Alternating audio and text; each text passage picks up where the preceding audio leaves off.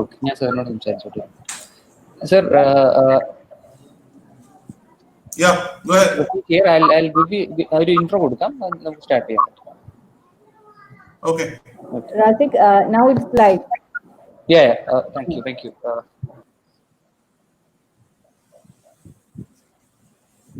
Hi all. A very warm good morning to all the people who took a step further for a better funding ecosystem in the country. Welcoming all to the first online funding summit of Kerala Startup Mission, RACE. Myself, Razik Mohammed Sharif, and I'll be the host for the summit. It is indeed a pleasure for us to have a virtual summit where the VCs, angel investors, leading ecosystem players, and startups talk about how investors and startups should thrive through the crisis. I extend my warmest welcome to all the speakers and the participants. We are fortunate to have the support of a great team of investment network, the government entities, the ecosystem partners, and startup founders, whom you will interact with during the summit. RACE is a 2-day online summit for the startup founders and potential investors to find the opportunity to deliberate the possibilities of navigating through these uncertain times, for the entrepreneurs to understand the investor outlook to startups post the crisis, and to learn how to adapt and survive the difficult times. So to give an overview of the sessions happening today, on day one, the morning sessions will be for potential investors to strategize their angel investment portfolios and to understand the due diligence process of startups during the social distancing times. The sessions in the afternoon discuss how the entrepreneurs can overcome the present crisis and investors' outlook to startups post the COVID times. Now, I would like to welcome Saji sir to have the opening remarks. Sir, please. Good morning and welcome to this 2-day workshop. I hope that all of you, your family members, your employees, associates, all of are staying safe and healthy. We know that all of us are going through a tough time. At one end, we have the problem of the health crisis which is happening in the country, but equally or more severe is the economic crisis which is also looming large. And I think together we should work together to ensure that all of us come out safe and healthy out of this, both personally and our business. If you go back to earlier pandemics or major dips which has happened in the economy, it's always seen that we have come out fast, and when we come out fast, we generally grow very, very fast. And I hope that the same thing will happen in this period also. And with social distance being the norm and the conventional mobility which we used to enjoy in the past may be a little distant for at least for some time, I believe that the future is going to be for small enterprises, agile enterprises, and startups. And that's a period that may be a huge opportunity for all of us, whether you are a startup or you're an investor in startup or somebody who is actually looking at supporting new generation companies who are going to develop new products for the new world. So I'm sure that the two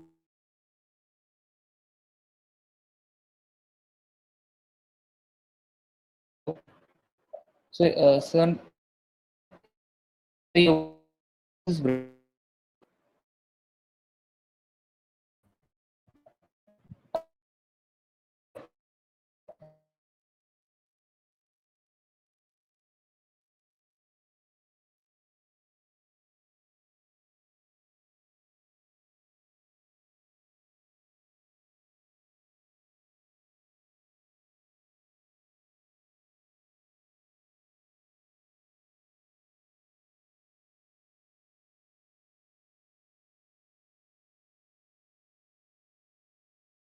participants, please hold on. There is an internet connectivity issue. We will sort it out. Please hold on for a few minutes.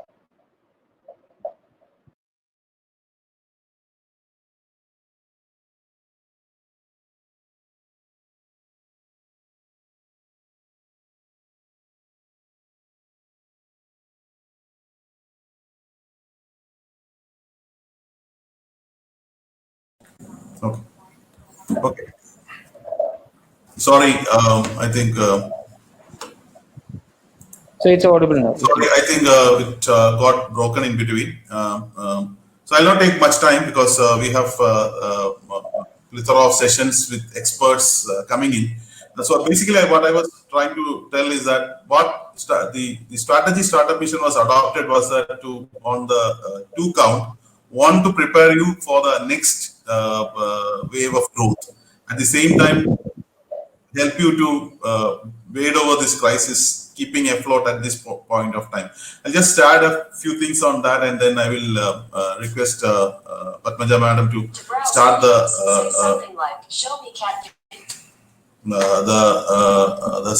sessions. So we were actually trying to bring in the best in the industry in the last month to help people look at how they can retune their strategies and developing themselves to the next level. But this month of May is the May where we wanted you to revive. Those of you have gone slow. How do we actually revive at multiple levels? Enhance your investment portfolios, enhance your finances. If you are not a company which has taken investment and it's not may not have a product which attracts investors but can actually look at a debt funding, so we are trying to connect you with some of the debt agencies and things like that. So as you know that if you are already having a loan with us, with the Startup Mission, we have waived off the interest. We have also allowed a moratorium on the repayment. If you have a loan with any of the nationalized banks, the banks are now allowing up to 10% more credit without any additional conditions at 7.5 to 7.25 to 7.5% interest. So if some of you wanted to have higher liquidity on that, and you can approach your bank, and if the bank is not really supportive, please do approach us. We will work with the bank's head office and try to get you that.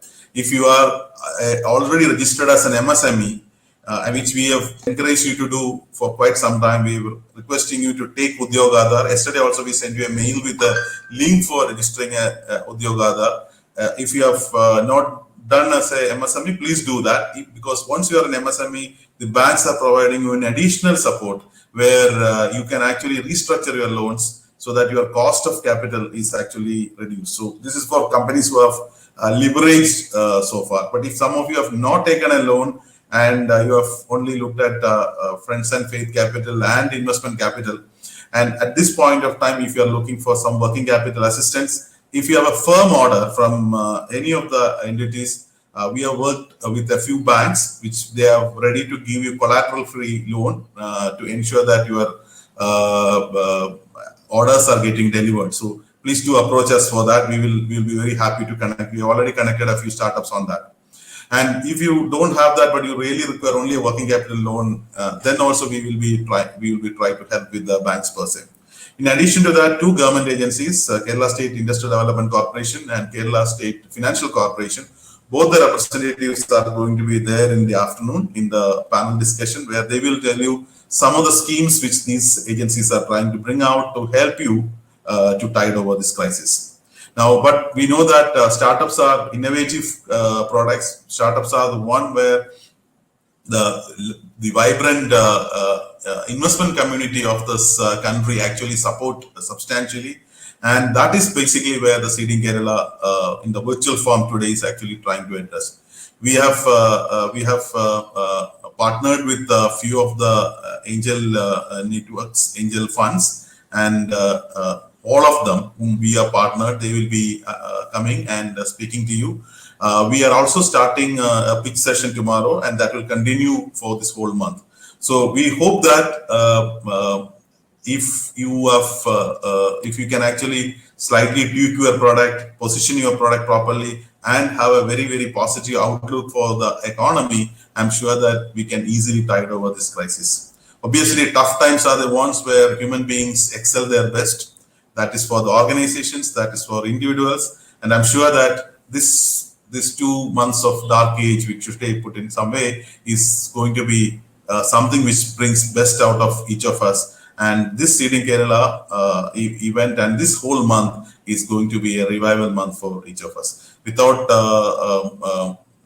extending my speech, let me invite my good friend, the founder of Indian Angel Networks, Srimati Padmaja. She was very, very supportive for Kerala ecosystem all these days.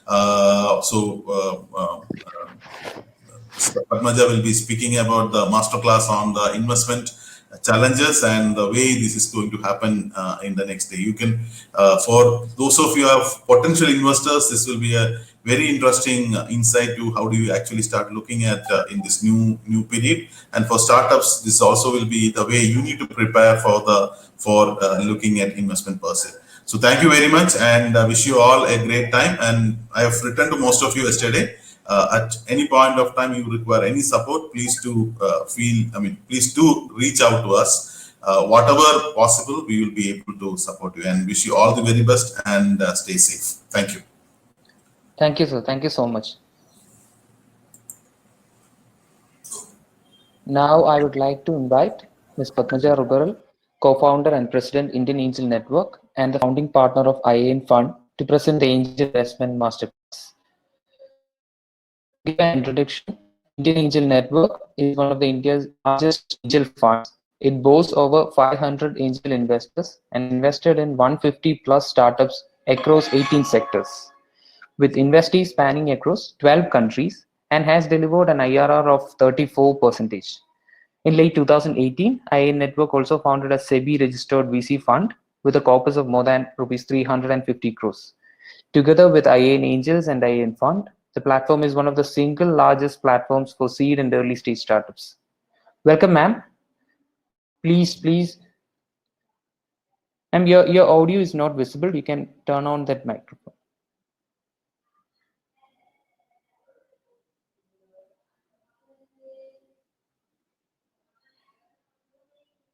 There is something on the top of the screen. Just adjacent to that camera button.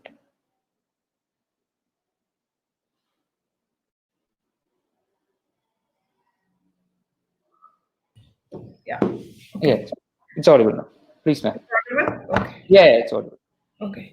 At the very outset, good morning, everybody. It's a pleasure always to work with Kerala and engage with the Kerala state. Dr. Saji Gopinath, Razik, Riaz, they are special friends and they are a special team. I've never seen such a high energetic team which is focused on startups, creating an ecosystem which is so enabling, so empathetic, and so exciting. My hat's off to you. So, first of all, to the Kerala Startup Mission team, congratulations. You really rock it. Thank you. I wanted to pick up on where Dr. Gopinath left. I am a co-founder of IAN. Now, IAN itself is India's first angel investor group, and now the largest, perhaps, in the world. And I think we have gone through a journey where we've tried to evolve, understand, engage, and ultimately create a platform for angel investing where there is companies which can raise money literally from 25 lakhs to 50 crores. We've created companies where we've invested at about $1 million, which are now ready to list at $1 billion. The only thing was COVID. And we've created a portfolio of assets and a portfolio of companies where investors are not only getting an average of 34% IRR, but I know many angel investors in our portfolio who've done an IRR of 3 digits. So there is something that we've done right and something that we have to learn and improve. So today, as I stand in front of you, I thought I would share my perspectives, my learnings, and my experience. I will share a few slides. And what I will also do is, while I talk, I will try and weave in that what we did, or what we are doing rather, in this COVID period. This is unprecedented times. This is once in a century kind of an event that we are going through. It is not a recession alone. it's a double whammy. And I think while everybody thinks that it's the highest risk asset class, but because we are working with startups, it's the best opportunity to swivel and actually leverage this opportunity that the challenge provides. So as I go through, I will try and bring in as much as I can about what we're doing today as well with our startups, with our investors, so that you can perhaps glean whatever you think is useful to you. Unfortunately, we are all virtual in this lockdown world. We can't see each other and we can't meet each other. But I do hope technology has brought us almost 90% there. So just provide me a minute, please. I'll just share my...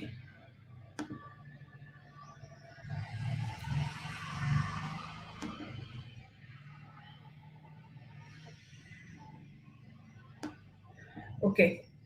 So I believe the way we've, the way the Riaz and Razik have sort of structured this is I'll run through the slides and we'll open it up at some point for question and answers. And whoever is moderating or anchoring this session, please let me know if I'm overshooting the time and when you'd like to open up for questions. I'll wrap up in 5-7 minutes from there on. Sure, So you can make it in the presentation mode. yeah, that's a good idea.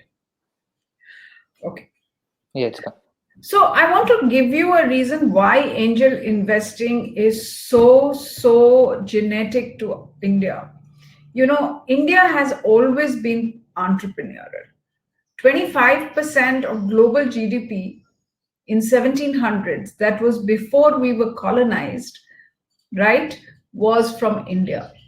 And why it's important is India was never conquered by the Brits. India was economically controlled by the British. So the value and the wealth that we were creating is not only what we are doing today, but this has been our genes. And that's very important to remember, because genetically we are entrepreneurs. Genetically we are risk takers, and genetically we are going to come out of any challenge even stronger. And I think that is what is very important for me, because every time there's a challenge, this is what I think about, that what are we as Indians, what are we as a country, can we make it, can we get through this? And I always come up with the answer, no, we can come out of it, but we can come out of it better. So that's how I think, and I thought I'll set the tone there. If you look at a lot of our old industries, business groups, which were, they were born in the era of pre-liberalization, these were all industries and business houses which flourished. But as liberalization happened, they had to reinvent themselves. They had to swivel and pivot. And today, we've got most of these companies, whether they're the Tatas, if you look at the Birlas, if you look at the Reliances, if you look at the Mahindras, they've all turned around and they're engaging with startups. They're engaging with innovation. They have become much more nimble. They have reduced and almost obliterated the need or the dependency on the license permit quota Raj. That's gone. And therefore, they are much more hungrier, they're much more challenged, and they're much more agile. And I think that is the genes that we are seeing. And therefore, we are seeing a lot of overseas M&As, a lot of overseas partnerships, merger and acquisitions happening, investments happening, and the best and the latest example is, of course, the Facebook Jio partnership. So I think it's very important to keep this in mind, because these are the opportunities on the basis of which startups are born and angel investors can leverage. If we look at how the knowledge economy, and I'll just stop here to explain to you that because we were colonized, we were under the British Raj, India actually missed the Industrial Revolution. We were a source of raw material and we were a market for dumped goods. We actually were not adding any value, so we missed the Industrial Revolution. But what we haven't missed is the knowledge revolution. And you can see that's how India has become the poster boy for the IT industry, right? And IT industry has also provided the face for the new India. And therefore, if you look at, and that sort of translates into numbers, that today 80% of Tata profits or market cap comes from TCS. So this whole revolution of technology is extremely important because startups are built on low capex, innovation, scalable enterprises, which means that they need technology, and the fact that they can create new propositions. It's really very critical to understand that. If you look at how startups have created an industry which has gone from 60 million to now close to 200 billion is the IT industry. And 99% of these were first generation entrepreneurs. In the very early days, I think it was only the Tatas and Wipro, which were not first generation, who got into IT. And now you're seeing it across sectors. So for a lot of the investors out there, the opportunities are not relegated to technology. The opportunities are across sectors. We've invested in companies like Wow Momo, which is a kiosk-based fast food server. And it has grown phenomenally well, extremely well. It's given us returns of almost 20x. And the latest investor in their cap table is Tiger. And why I'm bringing this up is, please understand, technology, deep tech, biotech, yes, those are interesting areas, not to take away from that. But I think the old traditional models can be scaled up with technology. And new sectors like agri, which has seen practically no innovation. If you look at clean tech, which needs to be scaled up dramatically, it's a new opportunity. With the digitization and the India stack and the UP Aadhaar, you see fintech absolutely sort of spiraling opportunities. And with the lockdown and COVID, edutech has become a huge opportunity.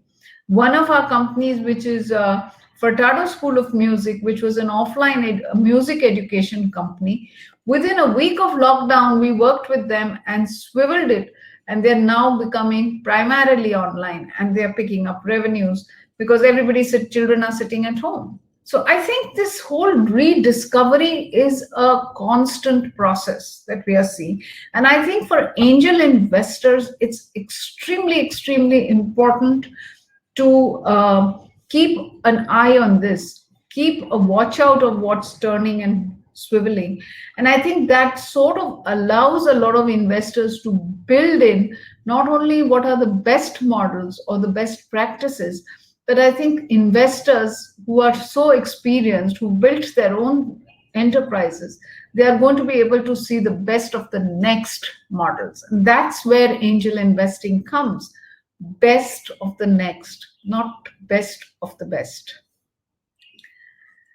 So I purposely put this slide because, pre-COVID, I believe this wholeheartedly, that India is poised to take the world. I mean, by right now, we have about 30 plus unicorns. By 2025, it was projected that we would have 125. But while we are in COVID, I still think India is poised to take the world for various reasons. And I'll not get into the political reasons, but I think the opportunity that this country is sitting on with such a large, varied domestic market, with the ability of having grown where it is, look at it, we are exporting medicines and healthcare services overseas. Look at the way we are managed our lockdown and our essentials. Yes, we do have problems, I don't deny that, but would we have been doing what we are doing today, let's say 20 years ago? So the only way up for us is to keep going.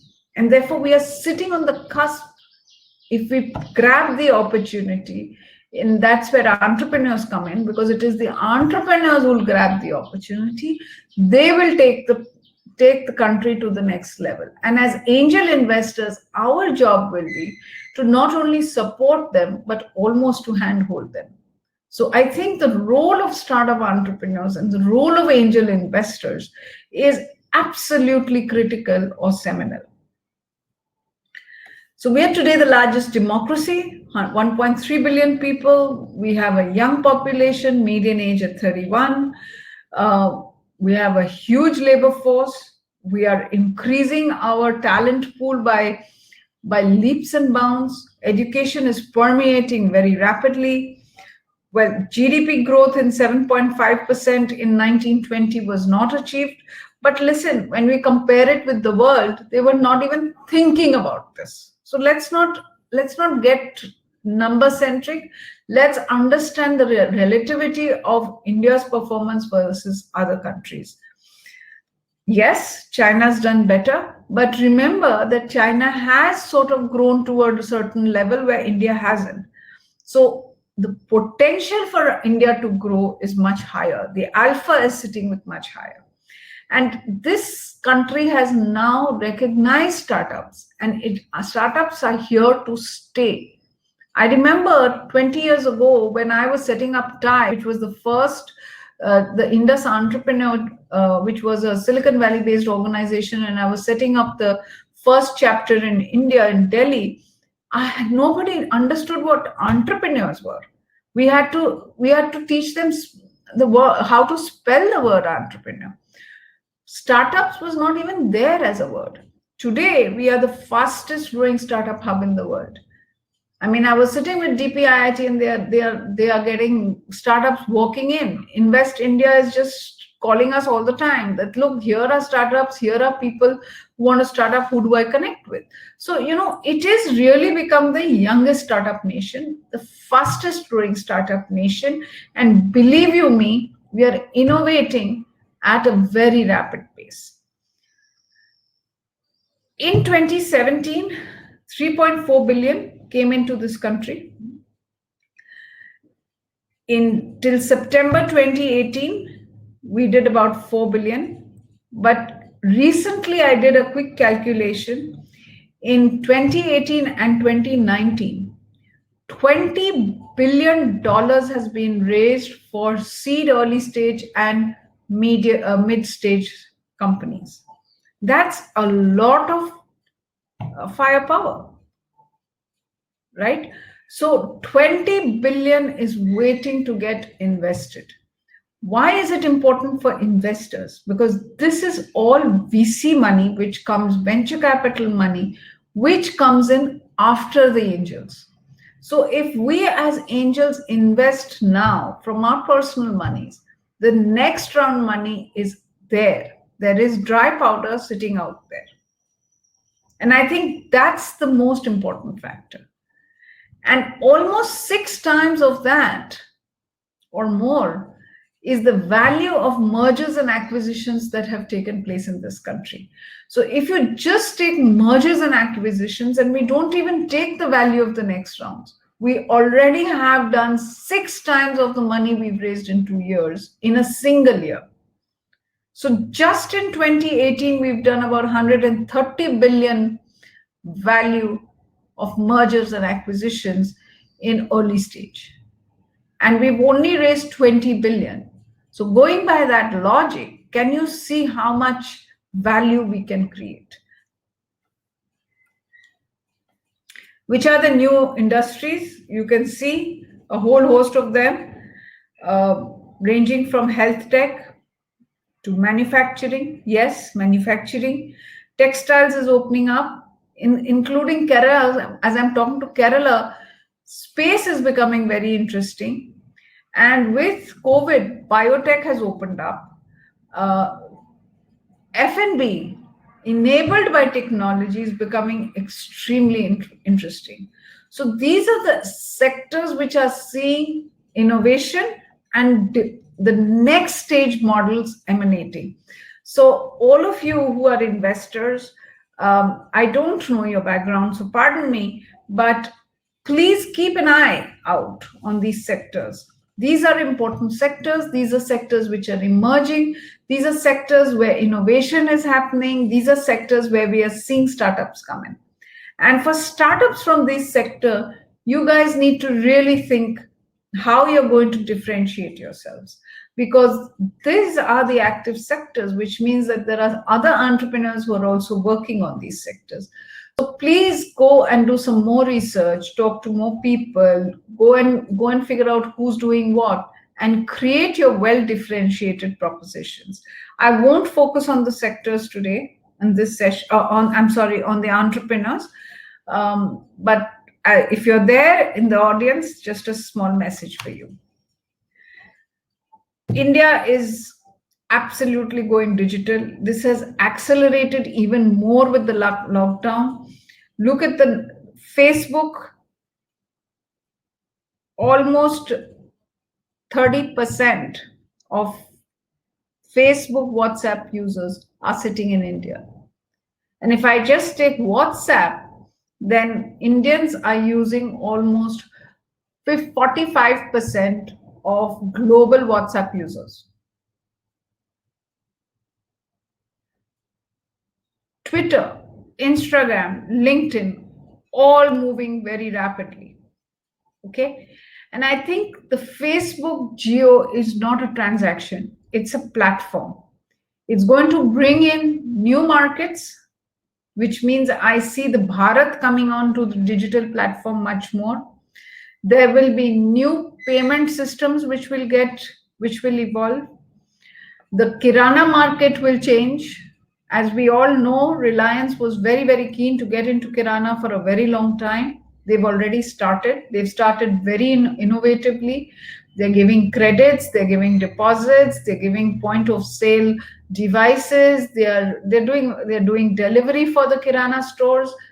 Jio has actually leveraging the Facebook partnership hugely. It's already started. Now, for investors, this is a huge opportunity. If you have a portfolio of companies which are focused on anything into payments, Kirana, customer acquisition, online engagement, think through those models, see where you can leverage Jio and Facebook partnership platform. If you are an entrepreneur, please go check this out. With the India Stack and the UPI, you have enormous opportunities which have suddenly opened up. And remember, Jio and Facebook are both very aggressive players, so they will move. The reason I brought in Jio and Facebook, because first of all, it's top of the mind it's a recent opportunity, it's a recent transaction. But I also brought this through to give you an example that these kind of what I would call inorganic partnerships is something which is recreating the Indian ecosystem. It is recreating how we will operate. Consumer behavior will change. It's already changing. So these are huge opportunities. We've just invested in a company in the Kirana space, and we are talking to Jio and Facebook right away to say, okay, how do we work together? And we are already seeing conversations happening all within a week, irrespective of lockdown. So what has India created? If you look at the dream companies, Dream in gaming, Swiggy, we all know, Udaan, the fastest unicorn in the country, Dhruva, a company we invested at $1 million, which is now $1 billion, and it's become a global player. Pine Labs, which is a payments technologies, which has actually picked up very interesting niches. Byju's is growing. Paytm has gone global. Oyo has gone global. Policy Bazaar itself is evolving today. as we say. It's everybody is re-looking at their models, but what is important is not what they're doing, but what they have also done. And that's where the learning is for us as investors. That if I could have invested $100,000, which is about 56 lakhs we invested when the company was $1 million, which was 5.6 crores. We are sitting on a pretty money when the company is valued at about $1 billion. So that is what I'm trying to point out to angel investors. That is what this asset class does. It's a high risk, but it's an extremely high reward asset class. And today, with a lot of other asset classes sort of losing sheen, like real estate, for example, or art, for example, I think this one is really driving the kicker for the HNI portfolios. I'm constantly seeing this. I run a family offices also, and we've rejigged everything in their portfolio, and we've pushed out FDs, we've pushed out real estate, we've pushed out art, we've pushed out a whole lot of things, and brought in a much larger chunk of startup investing. So I think as investors, if you are not an angel investor, please think about this. Please look at this category. It's not easy, I'll admit that, but hey, you guys, all of them who are investors, are business people, are people who built companies, who built businesses. I'm sure you'll be able to work with us, and we're all there to actually help you, to guide you, or whatever little help we can give. Very happy to do that. And I've said this to the Kerala Startup Mission all the time, that Kerala is special for me. I'm not a Keralite, but I've spent more time in Kerala than any other state other than the one I live in. But I'm really happy to engage.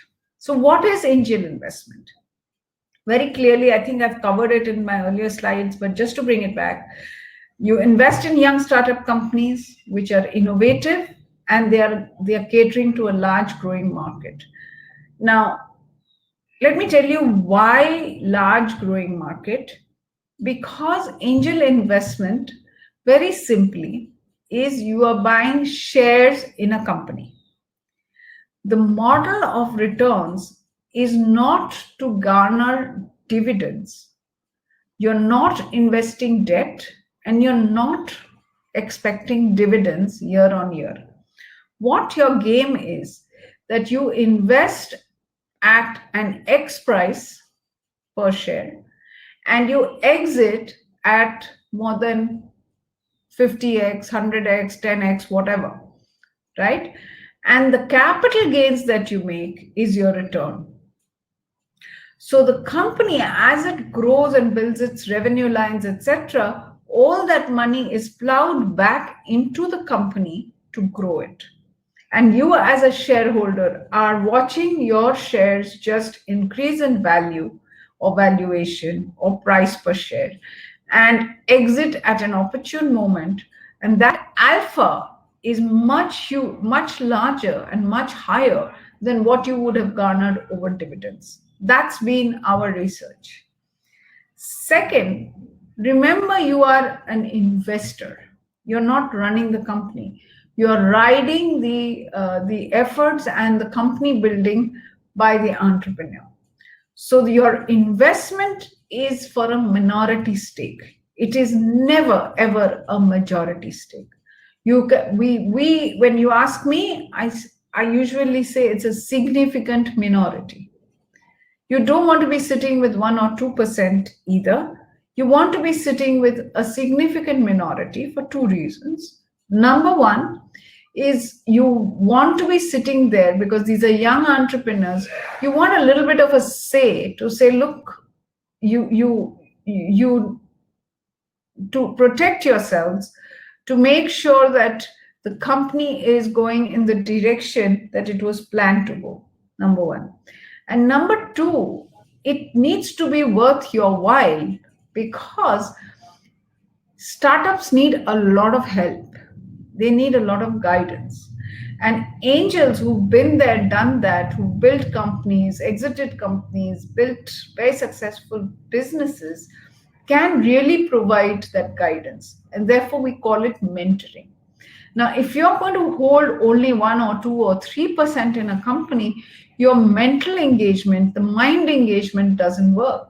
You're not excited by just holding 1 or 2%. If you're holding larger percentage, then it makes it worth your while. Hence, significant minority stake comes in from those two perspectives. And entrepreneurs need to understand this, that angel investors do not want to control their company, but they want to activate, they want to be able to engage at a much more strategic and a guidance level. And therefore, when you break the word angel investor, investor is really writing a check and expecting returns. But the angel part is to be angelic, to be a guide, to be a mentor, to handhold through the rough times. And today, believe me, we have a portfolio of 160 companies, and we've spent the last 5-6 weeks absolutely handholding companies. With the COVID and the lockdown, there was complete mayhem. Companies didn't know what to do. Entrepreneurs didn't have an idea how to handle. How do you reduce headcount? How do you reduce salaries? How do I renegotiate contracts? How do I get my receivables? What do I do with my payables? What do I do with the assets that are locked down? There were hundreds and myriads of questions.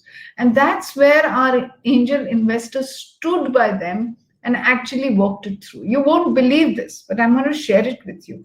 I have sat with over 40 companies looking at every expense item. I had to drill it down into entrepreneurs to say, cash is king, boss. Anything that is not required, push it out. Let me look at your expense lines.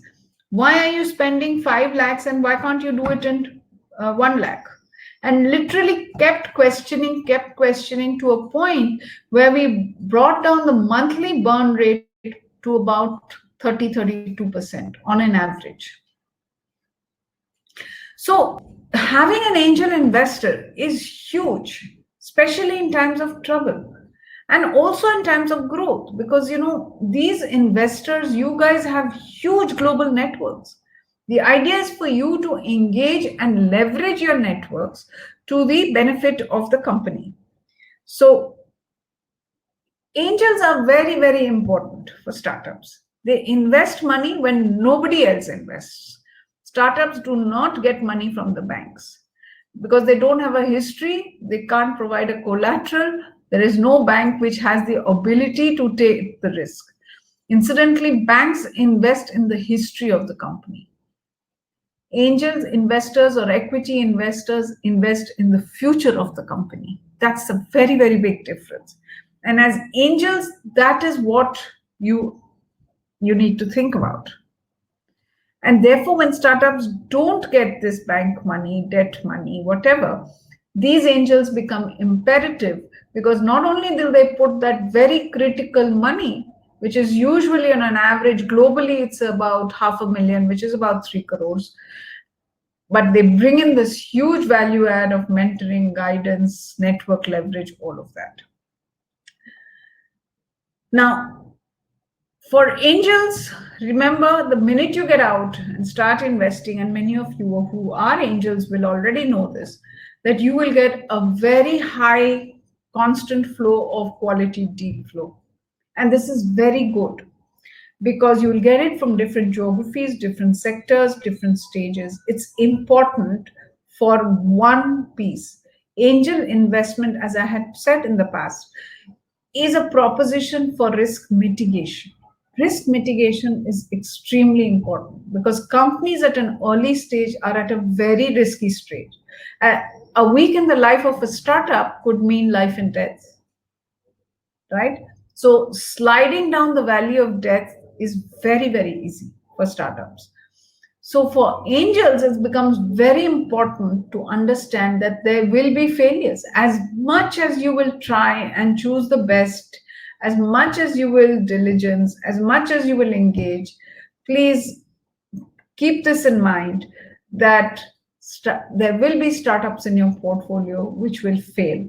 And I think every investor needs to assess for himself or herself whether they can stomach these losses. It will happen. But the ones that succeed will do so well that they will not only cover all the capital that you've invested across all the startups, but give you much better than market returns.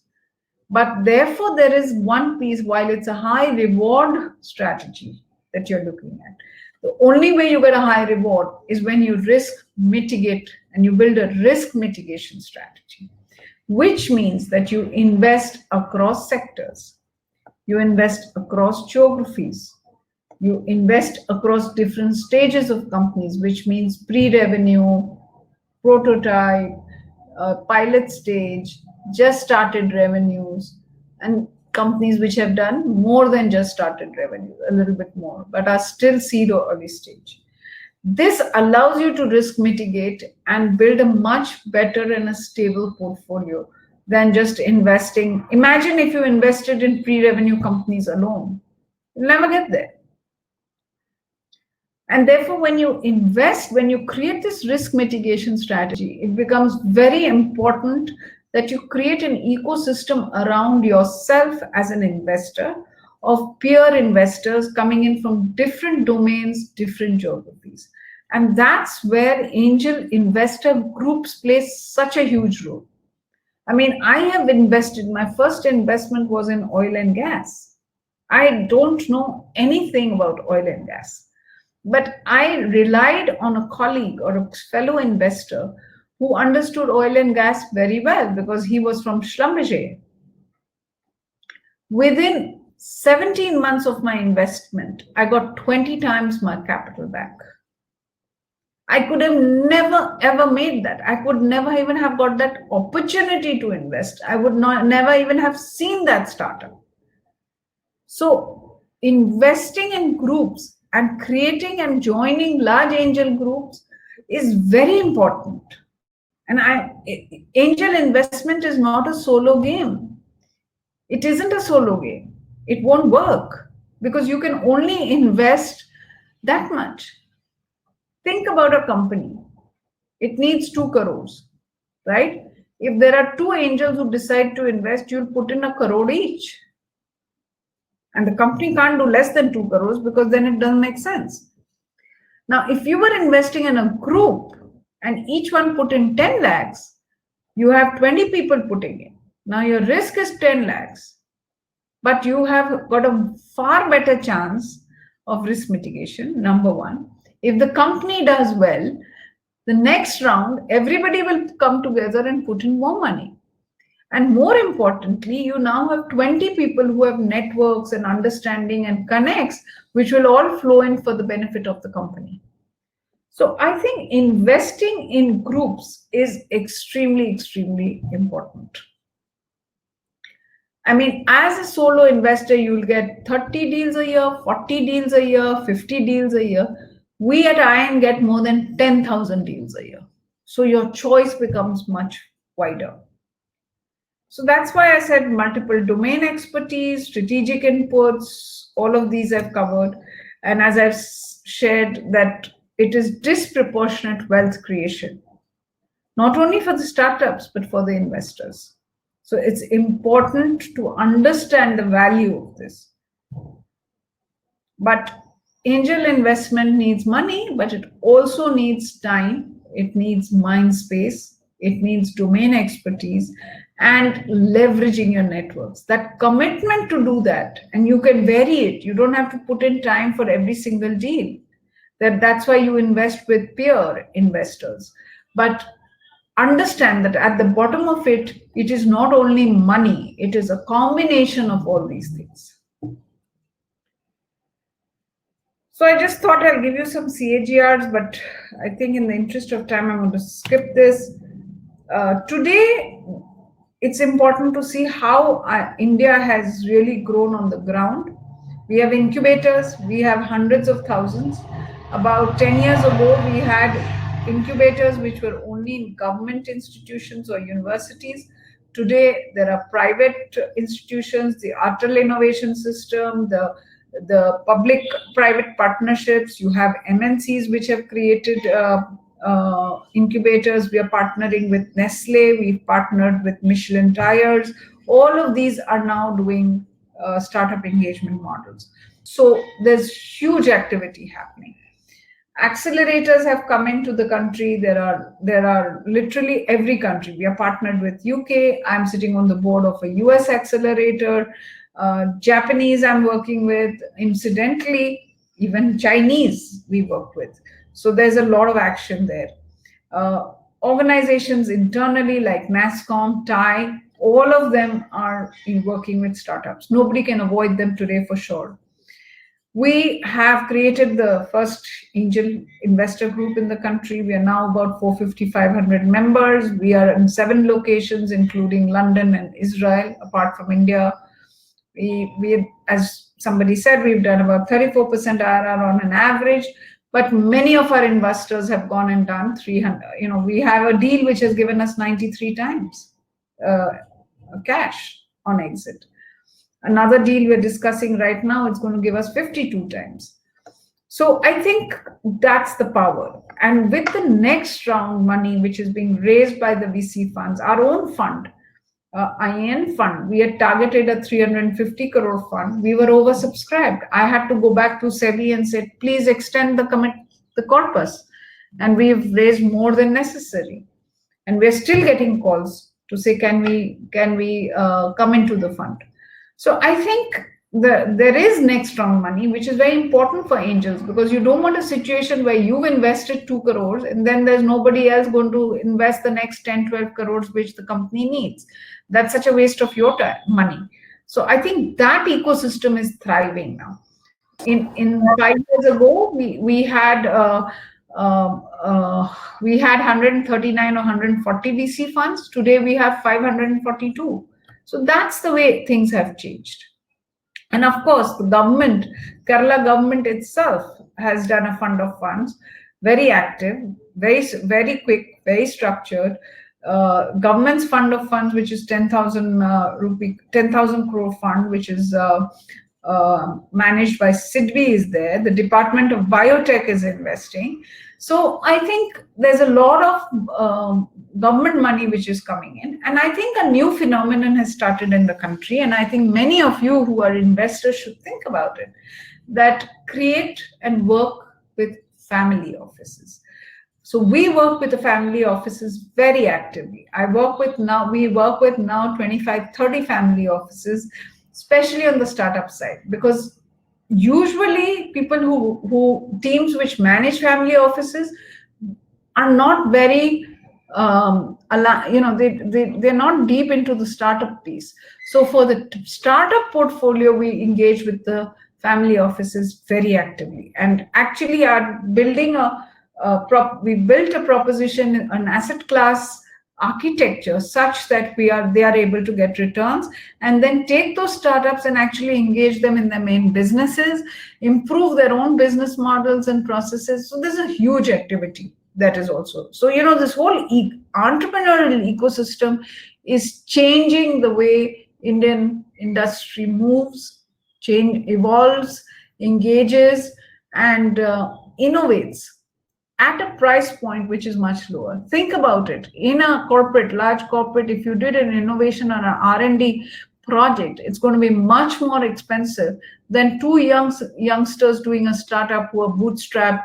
They live in a single room, innovate inside their house and work on it. In fact, right now we have a company which was which has created waterless robotic cleaners for solar panels. Now with the lockdown, these were 23, 24-year-olds. With the lockdown, their business came to a standstill. Now they could have well sat at home and done nothing. What they did is they've created a ventilator, which is a national need today. The principal scientific advisor has engaged. The PM has blessed it. DRDO is working with them to give them a contract. The medtech industry is mentoring them, opening up the components, the supply chain piece, right? Investors are engaged. Academia, IIT Kanpur is saying, we will anchor this for you guys. This is something that the nation needs. We have talent who wants to work with them. And guess what? Within 4 days of lockdown, they were unlocked because they were creating a product for COVID. So this is where we as angels had to step in. And when the entrepreneurs came to say, look, we have an idea, do you think we should do it? We picked it up, created this whole task force, surrounded them with this domain. We are anchoring it every single day, including a Sunday. I'm doing a call with from 12 to 1:30, just focused on taking it to the next level. They've got their testing done. The hospitals have said, this is a great product, we'll work with it. So, COVID has had to bring in this very quick product and business model change. Another company which was into retrofittable device, manufacturing device for generators to reduce pollution, again, they were locked down. They couldn't do anything.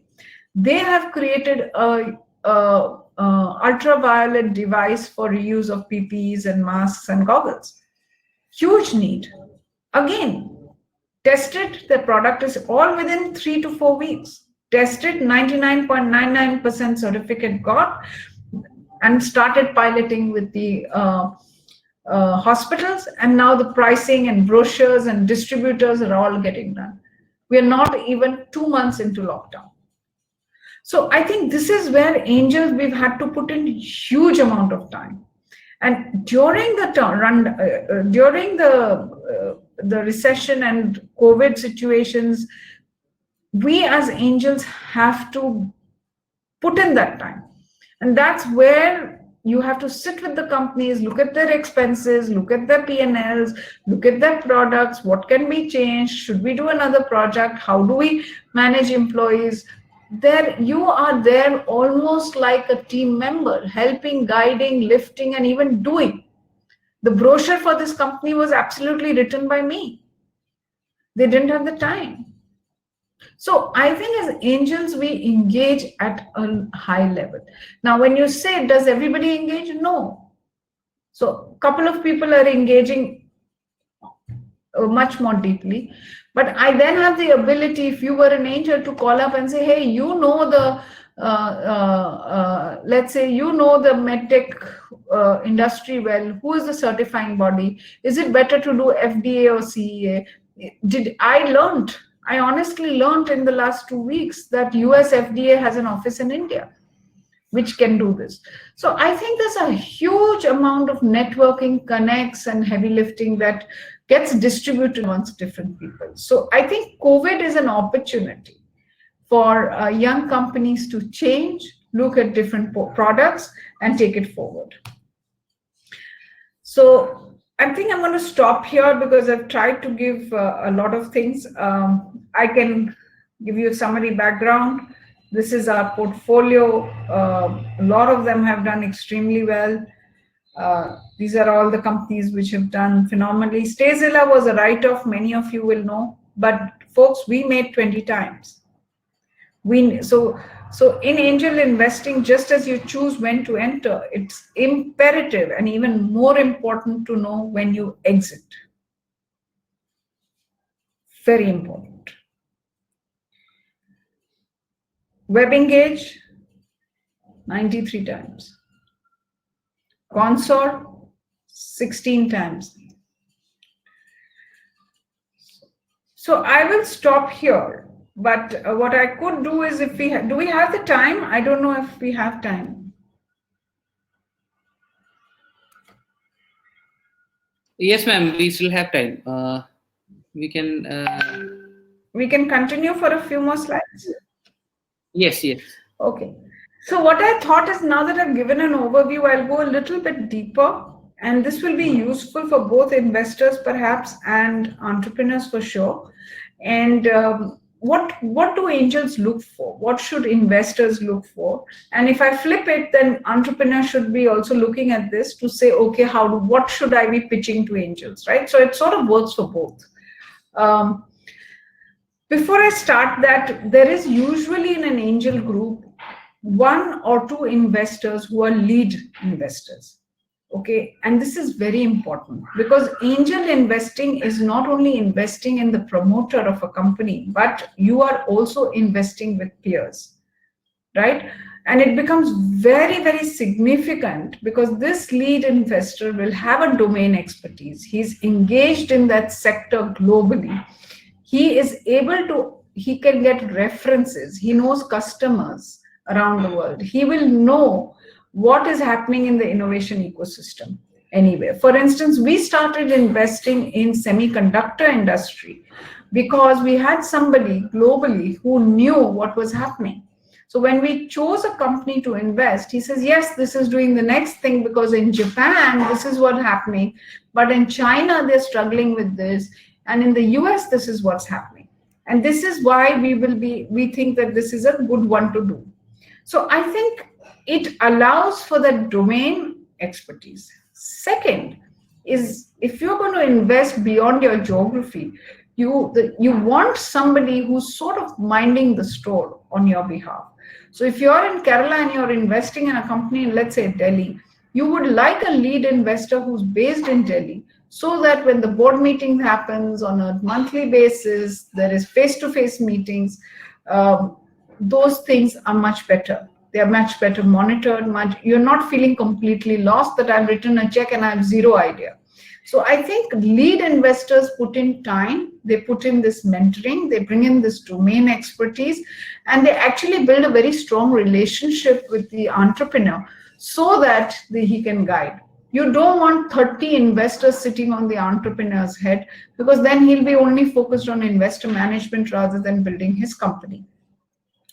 So the lead investor is somebody who does this. And for him, it is not only about returns, but also building in a portfolio of investments which he has led. So he's building a track record. That's very, very important. He has to be careful about things like no conflict of interest. He has to invest for sure, but he brings more than investment. And in IEN, we have created mechanisms of incentives for leads. So our view is that, lead will put in money. He has to, because if he doesn't put in money, the other investors will say, why am I putting in money? If he doesn't believe in this deal, then why am I believing in it? But if he's putting in the time and the energy, he needs to be recompensated for that. So we have created incentive models there, right? And we've created several levels of engagement points. So an investors can engage at a deal level, at a domain level. We are now launching biotech angels, bio angels. So there are people who are saying, listen, I'm interested in anchoring bio angel deals. They are helping us in shortlisting deals. They are coming in and helping us to build a network of people from certain sectors. So I think there's a huge value add that lead investors bring. I have run through this, so I'm not going to think. And what is important as the lead investor does take a board position, he or she are representing the entire investment group. It's very, very important to understand this. He is a nominee of all the investors, all the angels sitting invested in that. And he's not working just for himself. Okay, and he sort of brings all these groups together to leverage their strategic thinking, to leverage their networks, and then make sure that on the ground there is proper reporting, there is monitoring happening, and that's where IEN team steps in to take away all the grunt work. But if they are stuck, then he needs to help.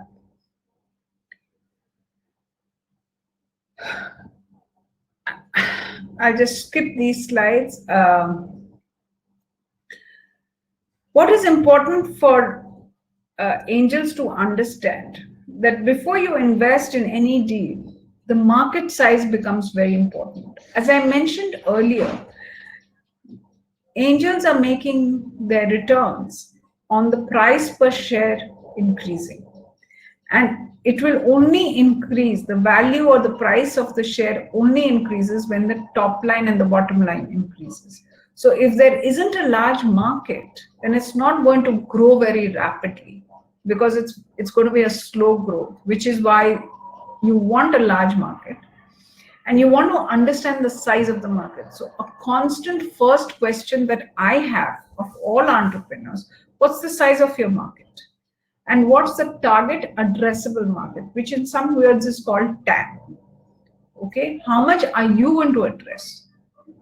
Okay, so if you say that, you know, the drinks market in the world is almost 10 billion, I'm saying great, but you're not going to get that. How much is what are you targeting? What is the size of the market that you are targeting? Okay, and who else is playing in that target market?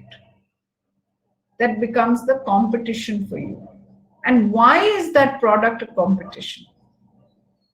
Now, many entrepreneurs come back to me and say, you know, for me, my competition is there's no other product like mine. Which is not completely true, because competition is not product to product competition, but it is solution competition.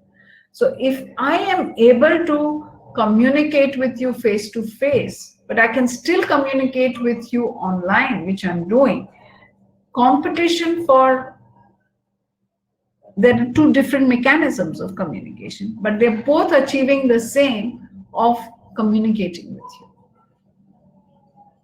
That's what I'm trying to say, that it's very important to understand that how is the problem being solved today?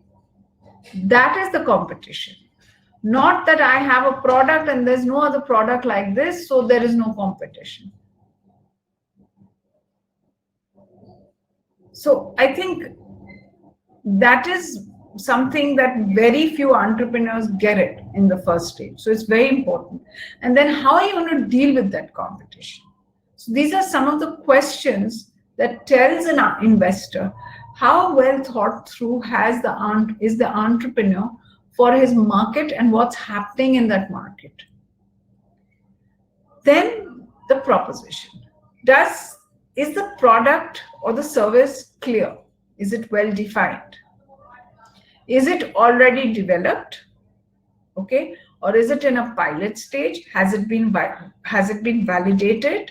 Is it in a prototype stage? Okay, do you know who your customer is? Who are you going to sell? If you're going to sell to Adobe, but in Adobe, who's going to be the final decision maker of your product? Is it an HR product? So will it go to the HR head? Will it go to the IT head, or is it going to the CEO? Who is the real customer? Who's experiencing the pain? Who will then become the champion of the product? I think that level of drilling down becomes necessary. And is the product doing something different or differently? Just think about it.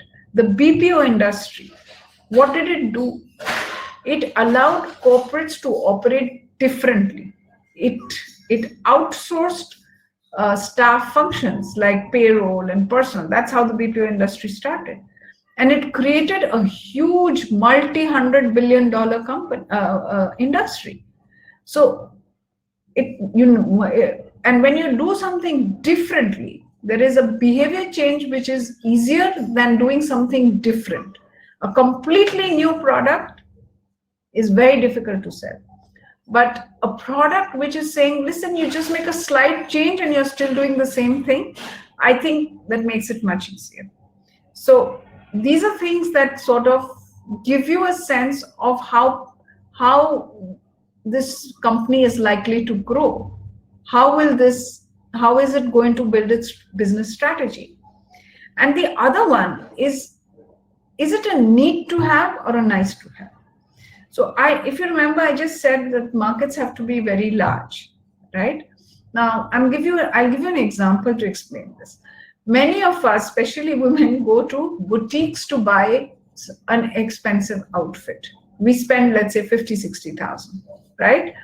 Now, I would love to have that in my wardrobe. I'll probably wear it just once. So it's a nice to have for me. But what I do need to have on a daily basis is a good shirt, right? So irrespective of whether I will go to a mall, I'll probably go to a quick store, pick up a shirt that works for me and pick it up. And I will be repeatedly buying shirts on a regular basis because that's my need to have for a daily wear. Now, a need to have product is a larger, much larger market than that nice to have boutique outfit, which I'm not going to go back to that business and buy repeatedly. I'm not going to go back to that boutique and repeatedly buy outfit out for outfit. It's not going to happen because I don't need so many. It's just a nice to have. And if I didn't have it, it was okay. I'd just do without it. But you can't do without a shirt. So is it a necessity? Is it a need? Is it a compelling proposition? It becomes very important. And if there are products that are IP based, what is the patenting status? Because if it's saying it's IP, it is a patentable product, how do you know? Patent is a big thing. If there's a product which gets well patented, it is a big differentiator. It creates a big moat. It creates a huge value in the company. And your view for such a company versus somebody saying that I have a product which could become patentable, those are very different, very, very different propositions.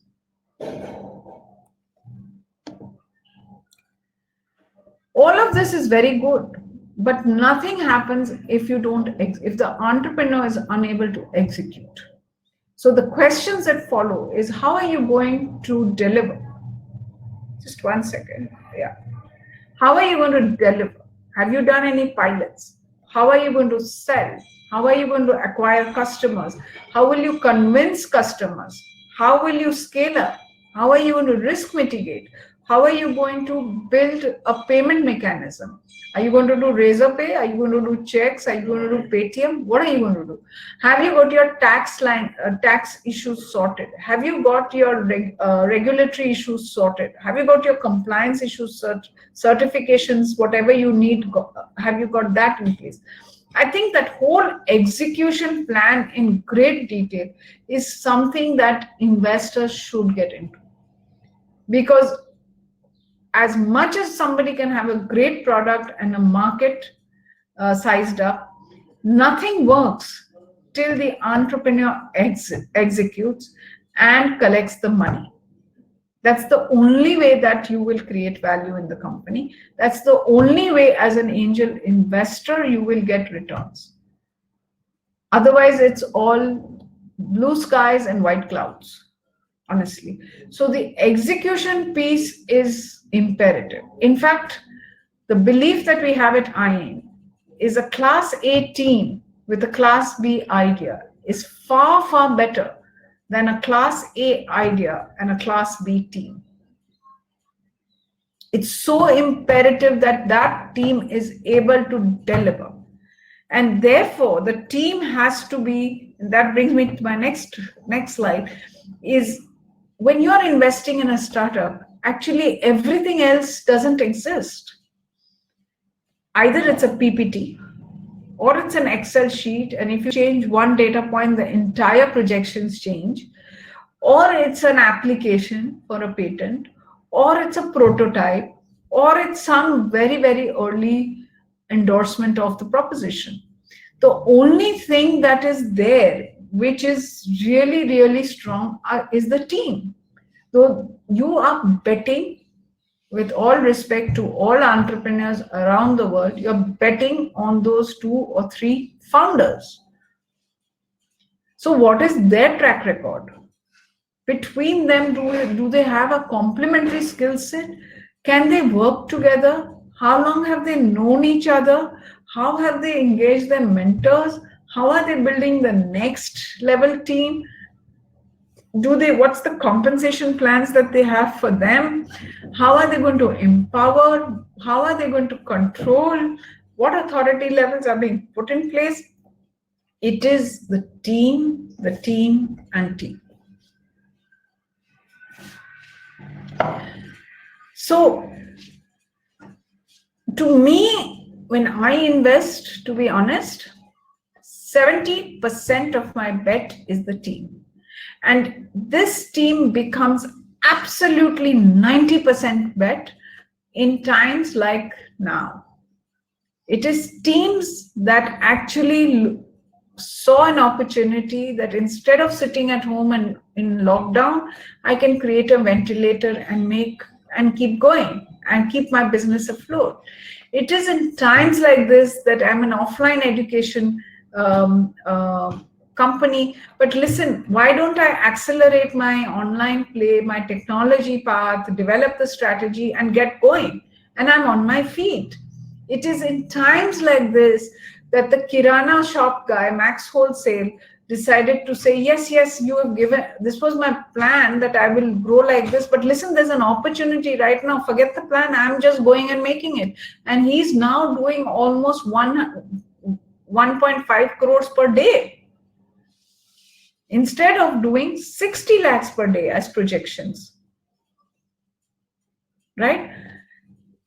It is in times like this that companies like Swiggy, it's driven by their founders who are saying, yes, we were delivering food, but why can't we deliver essentials? Our core proposition is delivery, right? Our core proposition is mechanical engineering products. Why can't I leverage that? So it is the team, and I can't emphasize more. If it is so imperative. So the bet is on the team for investors. It is how well do they understand their space? How deep are they into their business? Are they going to do this business without my money? If I don't give them money, will they still do this business? Do they have the resilience? These are the questions that you ask. These are the questions that should come up in your mind. Because those are the businesses that will last the tough times. Those are the ones that will come out winners. It cannot be that, I get many entrepreneurs who say, ma'am, I have a great product, I have a great idea, here's my plan. So I said, why aren't you started on this? He says, no, you put in money and I'll start. I don't want to do that. You don't want to risk your career, why would I risk my money? So my answer to them is, honestly, I want a founder. I want an entrepreneur with whom I can help and put in a little bit of money. I don't want another CEO, because then it's my money, your idea, and I'm running the business. I don't want to do that. So I think it's absolutely important to spend a lot of time knowing teams, spend time. I'll tell you another example. I can give you hundreds of examples. We were about to sign a term sheet with an entrepreneur, Bangalore based. There was some paperwork, and so we said we'll send you the term sheet on email. We'll sign it and send it. Okay, fine. I went to the airport and boarded. I still remember I boarded a jet flight. And as I was walking down the aisle, I found the entrepreneur sitting in business class, and I was going to travel in economy class. Guess what I did? As I sat down, I called my office and says, no term sheet. Entrepreneurs are under diligence all the time, and investors need to pick up early signals all the time. I just finished a big pitch session last week in which it was about 3 hours we were talking. Every time I asked the founder a question on numbers, on business strategy, on sales, on partnerships, he either flipped it to his finance guy, or one of his seniors said, oh, let me pick that one up. He never answered a straight question. How am I going to how am I going to invest in that company where the CEO is flipping questions? He needs to know his business. And most of you and all of you who are out there as angels or potential angels, You've run businesses. You know what it means to have a grip on your business. We've taken calls on businesses, on investment propositions. You know what the first question we ask? It's a standard at IIN. So come, let's have a drink. Okay? Will you meet me at this restaurant? Yes, sir. I'll meet you. Okay? One entrepreneur comes running in with his backpack. He sits down. Oh, you're very tired. How did you come? Sir, I took a bus overnight from Kanpur and then got a little delayed because the auto guy couldn't locate this thing. Okay? Another entrepreneur, another meeting. I have ordered a coffee. What would you like? I don't mind a 12-year-old Glenlivet. Guess who got the money? Capital efficiency, on the ground, attitude, respect for money. All of these things are imperative. And I'm really sharing some very real issues that we face. And I can tell you, we've seen entrepreneurs come to pitch, and I look out of the window, out of the pitch deck, and I find him driving into a BMW, and I'm wondering, why is he raising money from me? So these are things that I think investors need to be very, very careful. Financials, yes, they're important, but financials are really a mirror of the thinking of the entrepreneurs. The way I look at financials is I look at the left column. How deep and how detailed is the thinking of the entrepreneur on the revenue lines and on the expense lines? Okay, has he or she covered every bit? Electricity, generator maintenance. Is he going to have all those little items tells me how deep and how detailed is his thinking. Is he doing P&L? And honestly, at early stage, P&L balance sheet is of assessment doesn't make sense. Cash flow makes imperative sense. It is cash. If there's no cash in the bank, the rest is useless. Anyway, the startup is not going to make profits in the first year. In fact, it's not going to make profits in the first 2 or 3 years. So you might as well just focus on cash, because if he has cash, he will survive. If he has cash, he will grow. If he gets in cash, he will get the next round. If he gets in the next round, you will see a value up. You will see a raise, your value of your shares rising. But you still want to know, is this a venture which is just going to keep building the market, or is it going to have a bottom line at some point? At IIN, we truly believe companies must have a top line and a bottom line. It has to move towards profitability. It must have unit economics. It should be thinking about customer acquisition costs. These are things which tell us that these are companies which work to our philosophy of investing. There are other philosophies. I'm sharing ours. How much has the investor, how much has the entrepreneur invested? And it honestly doesn't mean that there's a fixed amount. It really comes from the background. If a 23-year-old, 24-year-old, okay, who's not really earning, first venture, has saved money, put in 10 lakhs of his own, right? That's very valuable.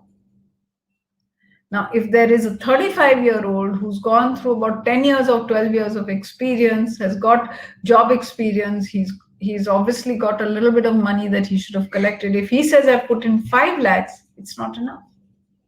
So there is a sense of relativity there that needs to come in. How much investment is required? You may think this is a very stupid question, but it gives away a lot. Okay, I have entrepreneurs who come to me and said, ma'am, we need from 2 to 5 crores. What does it tell me immediately? He doesn't even know how much he needs. He hasn't thought through it. Should I be spending time with him? That's the question that comes to my mind. Valuation expectation.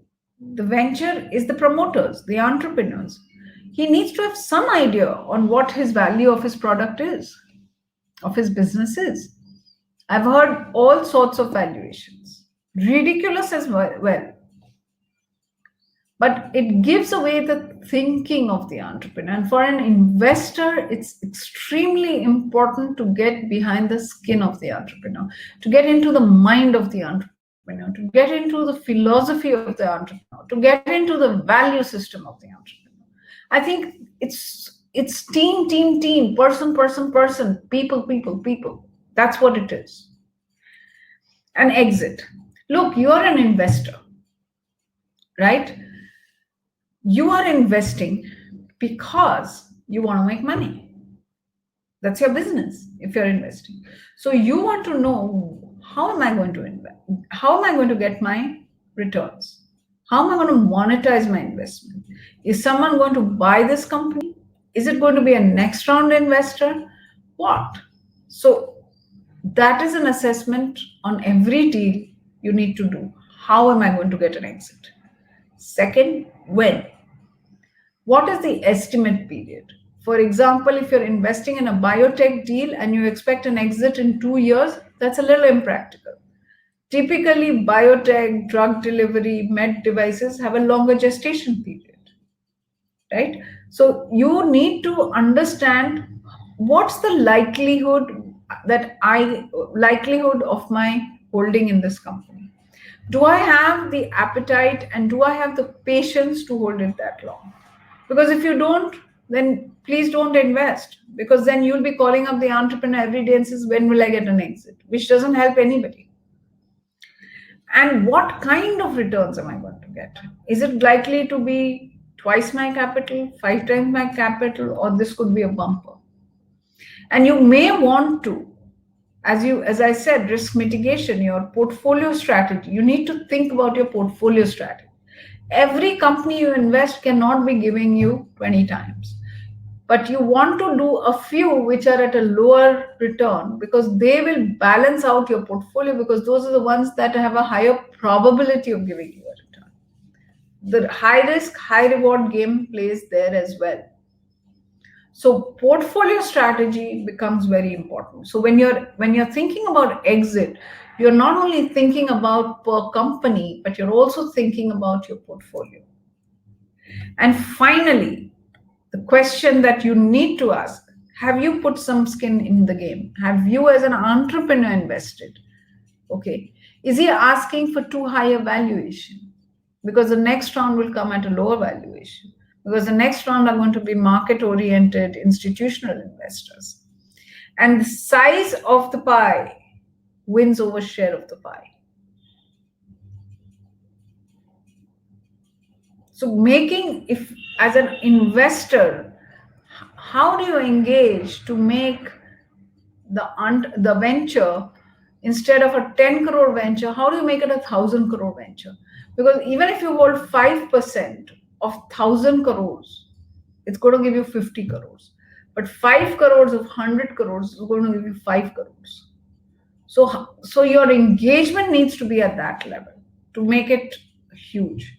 And finally, be aware. Ideas are a dime a dozen. It ultimately is execution. I'll stop here. I think I've spoken long enough.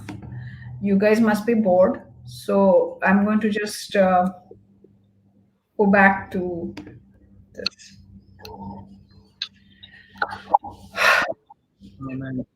There are a few questions on the Q&A tab. Okay. Of the entrepreneurs and. Is it, where can I see it? Can you guide me? Yeah, on the right side, there is a list of buttons. You can press the chat button. Chat button, okay. And there will be questions will be marked as Q in red. How IN arrives at a valuation for a startup generally? Is this a investor question, entrepreneur? I don't know. But sorry? It will be from an entrepreneur.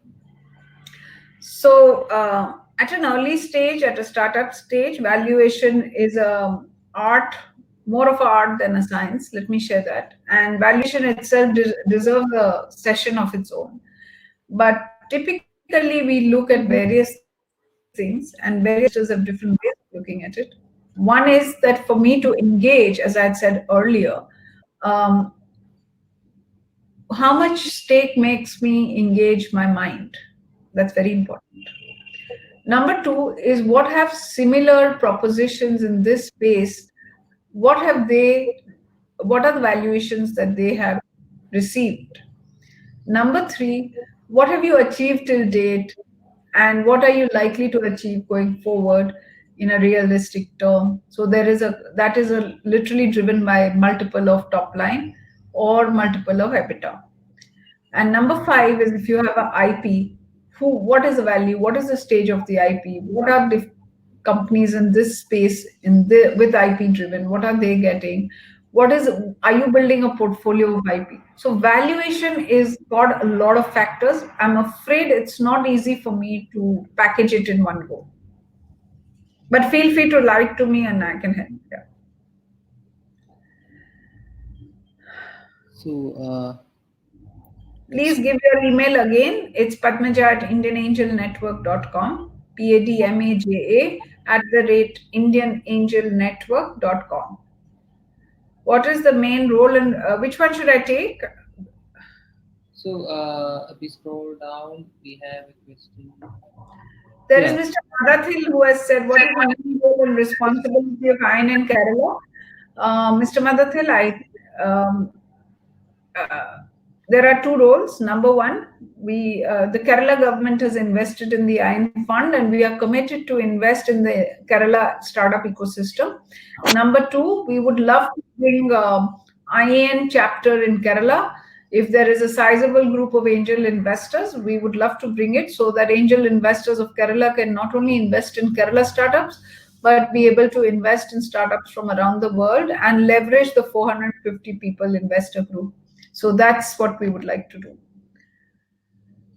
So, scroll down. There are a few more questions. I'll take a random one.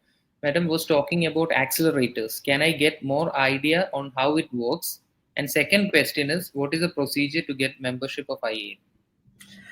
Procedure to get membership for IAN, please write into us. You have my email ID or the Kerala Startup Mission can give my ID. Number one, we need a profile of yours. Typically, we do look for a recommendation from a current investor from IAN and we can help you with that and connect you. And then you are onboarded with all the formalities. But if you write to us, we will send you all the details. And he was also asking for accelerators and how it works. Accelerators basically choose a group of entrepreneurs, work with them to refine their business plans and business strategies so that their business plan accelerates.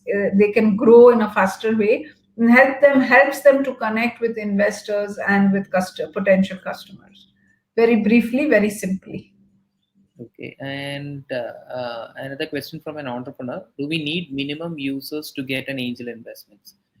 Users' projections will work on funding. These are the questions. Well, yes, if you have some users, it's usually good because it reflects an endorsement of your product. And depending on the sector, depending on your proposition, we can figure out how many. I mean, it's not as black and white. It will depend a lot on different things. So, Mr. Shamsuddin was asking, may I know your take on entertainment industry after lockdown? Online entertainment surely is increasing. I think there are new models emerging. The growth rates are growing. I think monetization is a little bit of there is little less clarity on how monetization will happen. But I also believe that models will emerge very soon. So it's a good time to start watching that space. It's a good time, and we are ourselves doing that. It's a good time to keep a track on what is happening, who is playing, where is it thinking, and yeah, it could be an interesting space. So, ma'am, next question is how to identify angel investors' point of interest of the industry. No, I'm sorry, I didn't understand the question. I think he's asking whether they are focusing on a particular industry or they are sector agnostic. See, angels should not be sector focused only. They should be sector agnostic from their portfolio perspective. But that they engage in as a lead or spend more time, that should be from the domain or sector that the investor comes from, because they would add huge value. Okay. Next is, I think we have already answered it. How to approach IAN for funding inquiries for the startup and how to take it up forward. Please write to me, and we will get things going. Uh, And please, a startup mission, if you can send out my email ID, it may make it sure, easier for me. sure. We will. If We you will. want, I can over here. I can post it as a message. Okay. And I don't think there are more questions. And next question. Hi, I'm Firoz, CEO of M. Minstech Private Limited. We have just started revenue company. We're working in SaaS application for higher education sector. How we get angel investments? What steps should we take? I think what you should do, yes, this is a good opportunity, and you should immediately pick up. SaaS B2B is of great interest right now. And please write into us with your deck, and we can pick it up. And next question from Mr. Anil Balan. How can an angel investor evaluate a startup in 30 to 45 minutes call or meeting? Is it more a gut feeling judgment? What is the minimum fund investment expected from a new investor at IEM? It's a very good question. No, you don't get a complete sense of the proposition, but what you do get, whoever asked, I'm sorry, I've forgotten your name, but what And you do get is a sense of whether this is an area of your interest, whether this is an entrepreneur who can make it, and most important, whether this is an entrepreneur who you can work with.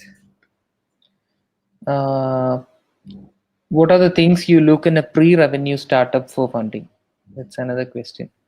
Proposition, potential, and the promise of the entrepreneurs. That's what we assess. Thank you.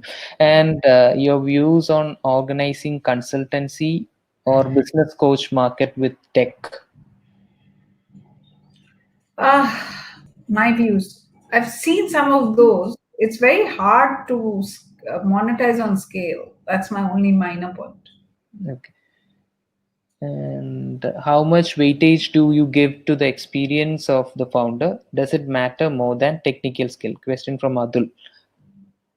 Technical skill is important, but experience of business in the promoter team is pretty critical.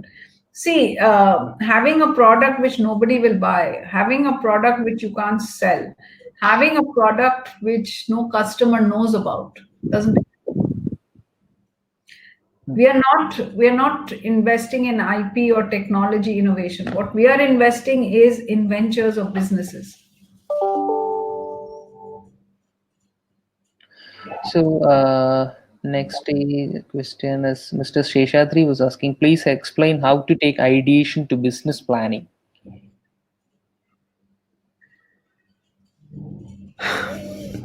That's a very long question answer. So I think ideation is very conceptual. You need to think about a lot of things. You almost have to think about every chapter of a business plan, which means that what is your first strength, your domain expertise, your understanding of the sector, and your value add, and what is your strength. That's what I mean. Build a proposition or think of an idea or ideate on that, and say, this is how I think we can, this is, and then what is the pain point and the ecosystem which you're trying to solve. And from there, start evolving the proposition, and then figure out why would someone buy, and then how easily can you make it purchasable, and how will you then go into what is the size of the market, how will you go and talk to customers, how will you convince them, why will they buy it from you, who's competition, how will you manufacture it, how will you deliver it, how will you maintain it if there is an AMC, and when will you get the payments, what will be the pricing model, all of those things. And then who do you need apart from yourself in the team, what complementary skills do you need to bring, who's going to be critical to you, bring in a co-founder, and then build the projections. So I think there is a long journey between ideation and business planning. Business. Thank you, ma'am. And Mr. Sajish was asking how to associate with IAN as an investor. Understand that IAN is planning to start a group of investors from Kerala. Yeah, we'd love to start a group from Kerala, but we need a group of Kerala people who want to engage. I mean, how do I get to Kerala investors? I think that's where we need KSM to help us to bring this group, because all the processes, all the frameworks, all the operations, the global network opportunities that we are getting, we can open it up, and it will also bring in outside money into Kerala startups, which means that companies in Kerala will be able to grow beyond Kerala. And that's great for everybody, for startups, for sure, for Kerala investors, as well as for other investors. And we would love actually help there to come and create that group. And we are happy if 20 or 25 or 30 investors can come on a Zoom call with us like this, and we can work and we can set it up. We just want the connect. We don't want more than that. I think we have a very good proposition. And second is, how can you join? I think please send us an email. I've sent my email ID, and I think the KSUM team can again send it out, and we'll bring you on board on that. Not an issue. Ma'am, another question from Mr. Prashant. Can you brief on post-COVID-19 favorable revenue models and post-COVID-19 consumer behavioral changes? So favorable revenue models are very clear. I think companies with a top line, bottom line, unit economics, companies focused with customer acquisition costs.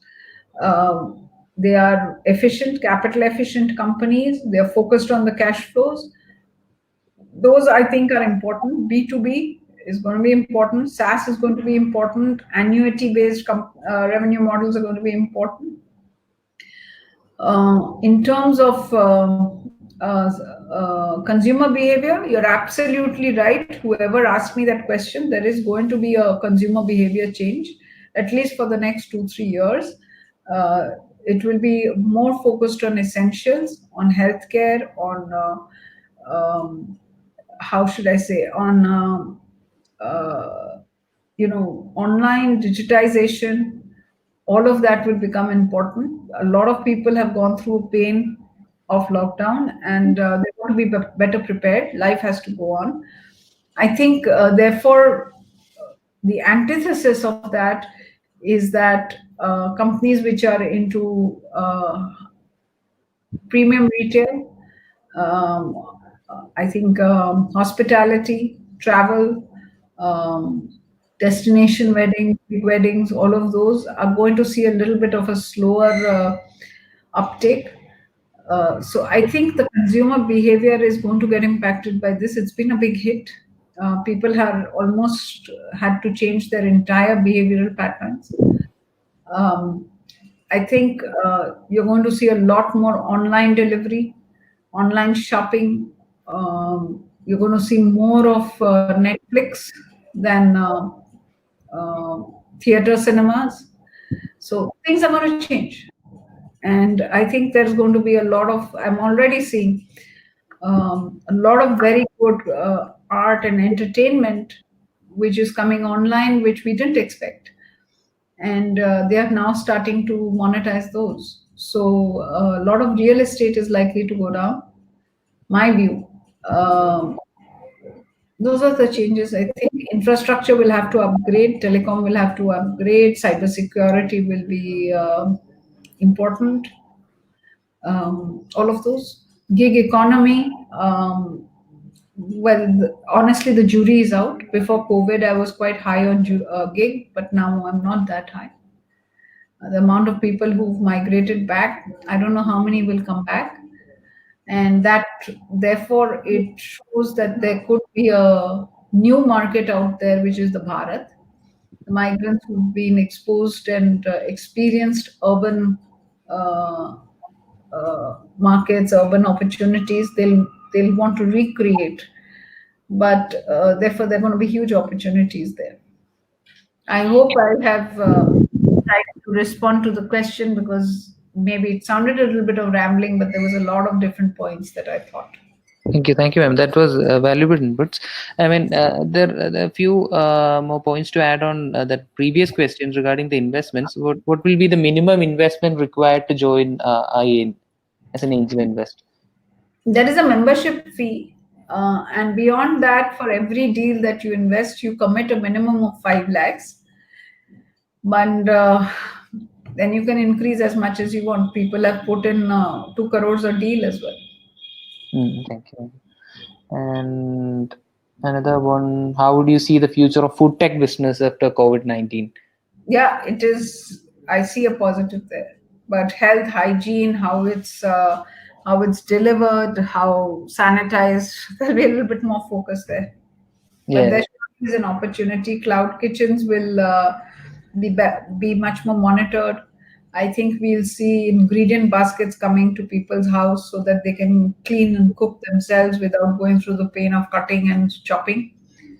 I think there'll be a lot of, um, uh, you know, what I call the pasta sheet availability. Like in the West, you have pasta sheets which just need to be laid and filled and baked. I think we'll come to that. We'll see a lot of ready-mades happening, which is of much higher quality. And some other question was regarding how about starting a service startup right now during COVID-19, or should I have to wait until a time things back to previous state to get angel investors? So he's asking whether he has to wait to start it or right away he can move ahead. It depends on what your customer wants. There are customers who may need a service startup, the services that you can offer. I mean, honestly, in a lot of places in Delhi, we are seeing urban clap really gaining traction, which is basically providing services of plumbers, carpenters, cleaners, AC mechanics, etc. Right? Because during lockdown, a lot of these servants and domestic help was not available, so they've really grown. So it depends what you're into. Um, that becomes important. You look at a lot of security services. They've gone up because as people have sort of locked their offices, they still leave the security guard there, right? So that has gone up. Interestingly, on the other hand, if you look at service industry where waiters are required, those have completely gone down with restaurants and all of that. So I don't know what you're focused on, but you have to think about the need of the hour, predict the need of the customer and then figure out. So there's no real yes or no, black and white. It really depends on, as I said, who's the customer and what is the pain point that you're trying to alleviate. That will give you an answer of whether it is something you should start now or later. So a few participants were asking whether IAN is investing in agri-tech startups Yes, like organic and cattle farming, those kind of things. yes, we are investing. Okay. We have invested in companies in Kerala. Farmers FC is one. Yeah. We've done Clue Track. We've done quite a few. So Mr. Sharad was asking, does IAN got industry-specific investment portfolio, mainly marine and oil and gas? We look at them, Mr. Sharad, as startups, yes. I'm currently looking at marine products right now. I'm looking at freight. I'm looking at oil and gas. I can't not look at that. Was my first angel investment, which got me as an angel. So I have to look at that. Thank you, ma'am. And how about the stock market and investing domain? So they want to differentiate it. A participant was asking. Stock market is public markets, right? Publicly listed companies. These are all unlisted companies, completely. They are private limited companies with shares, so that you can buy the shares, but they are not listed at all. Yeah. And it's a very different. Just to further, the risk reward is very different. The returns on a public market share will be very different to the returns that you will get in a startup investment. And the way you diligence the public market, which is largely on data and numbers, and which they spew out, right? The publicly listed companies spew out. You don't get that kind of data here. That's why I said this is not data driven. This is a lot of people driven. You really No. don't care, right? Who's the CEO? You care how the companies do in a publicly listed company. But in this, it is people, people, people, founder, founder, founder. That's the most important. Thank you, ma'am. And Mr. Bavil was asking, what is your thought about automotive sector, especially in electric vehicle in Corona pandemic? Yeah. We have invested actually. Zip or Mobisi is one of our companies, and it's actually again had to swivel its model, but it's picking up good revenues in the COVID piece. So it's an electric two-wheeler. In fact, we want to bring it to Kerala with KSUM's support.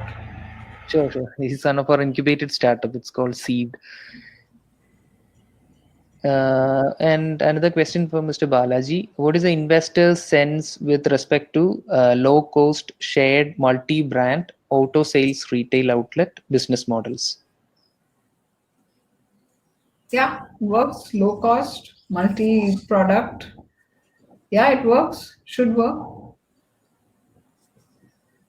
So The only thing you need to think about is the technology backbone. If you want an angel investment, a startup which is going to grow very rapidly or scale very rapidly, because the technology backbone will help it to grow. thank you, ma'am. And another question. And maybe, I'm sorry, maybe you've thought about it.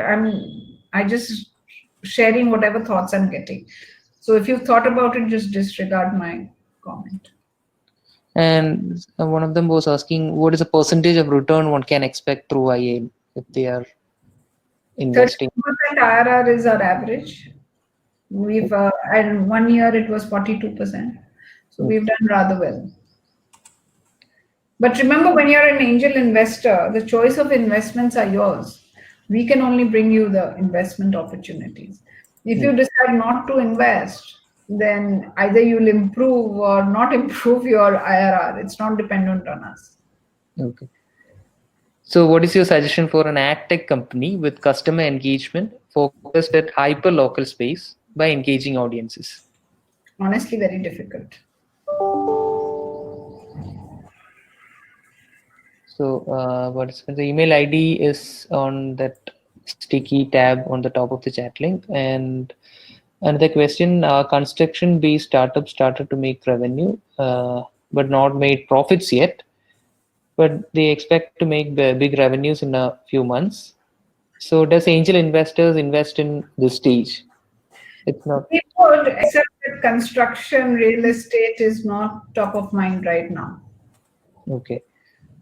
And I think it'll take a couple of years for it to get back into full action.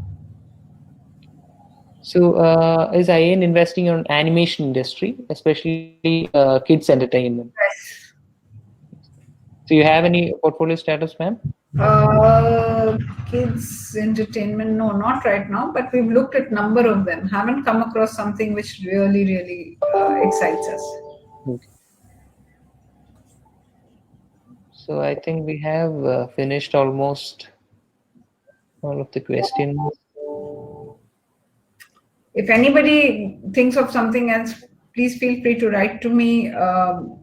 Happy to answer.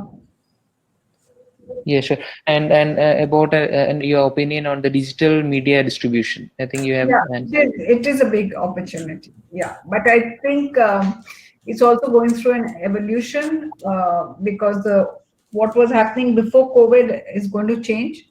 The print media, the print advertisement is, as you know, dropped dramatically. So digital advertisement will work, but I think there is an opportunity to think of innovative business model.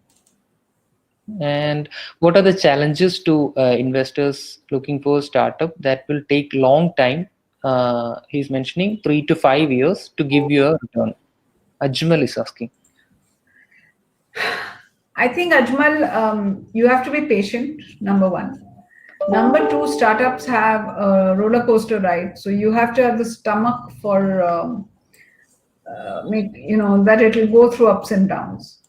It happens with all of us. We've had companies which were about to give us 15 or 17 times return, and because of COVID, the next investor stepped back, right? So things like that will happen. So it's never done till it's done. It's never done till the money is in the bank of the company. So you for the next round, especially acquisitions have also broken down for different reasons. In one case, it was because of stupid income tax requirement.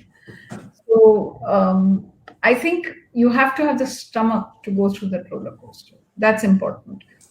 So Actually, as any, an angel investor, please evaluate for yourself your risk appetite. I'm happy to talk to anybody about this. Make sure that once you've invested, you're able to sleep at night. You're not calling the entrepreneur every second day and saying, "Hey, what happened? Has my share price gone up?" It doesn't work like that. You have to have patience. You have to be supportive. Uh, you have to have the risk appetite, and but patience pays. so he's adding that does IN have any OTT startups? One, Okay. which is not doing very well, unfortunately. So another question from Abdul Rahim. He was asking, how would you see Kerala as an interesting market for investors?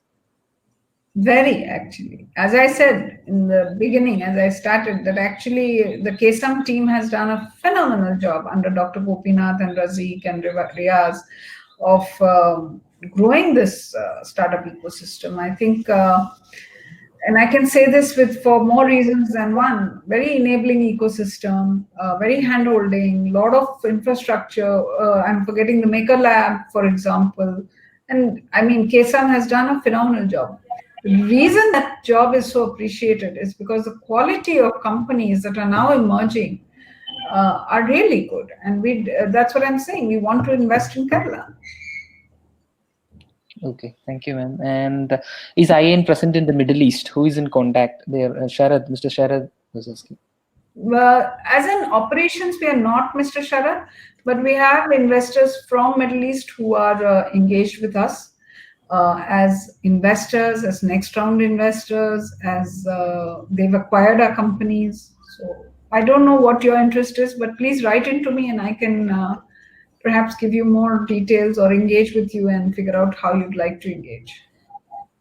Thank you, ma'am. And does IN have invested in any media integrated in technology? No. Okay. So, ma'am, we have completed almost all the questions. I think we are almost nearing to the next session. So we Okay. can wind up here and rejoin at the 4 o'clock session for the panel discussion. And thank you so much, ma'am. It was really a detailed and informative session regarding angel investments and that things to focus during the COVID crisis and how to invest wisely. And on behalf of Kerala Startup Mission, I would like to extend my sincere thank you to you, and thank you so much for your valuable time. Thank you very much for having me, and best of luck. I'm sure we'll all get out on the other end of the COVID tunnel standing, become tougher, and have a longer runway to run. Thank you very much. Thank you so much, ma'am. We will now disconnect. And then for the participants, we will be disconnecting the call for now, and we will be starting again at 12 o'clock for the next session. And you can use the same webinar live link to join the call. If there is an issue to join, you can watch your inboxes. We will be sending a fresh URL to join the call. Please take note, the link will not be changing. For any reason, if you are not able to join, please watch your inboxes. We will be pushing emails to you. We will be starting right at 12 o'clock with the next session on due diligence. And we will be going off live in a few minutes and will rejoin after 10 minutes. Thank you so much. Please rejoin up at 12 o'clock.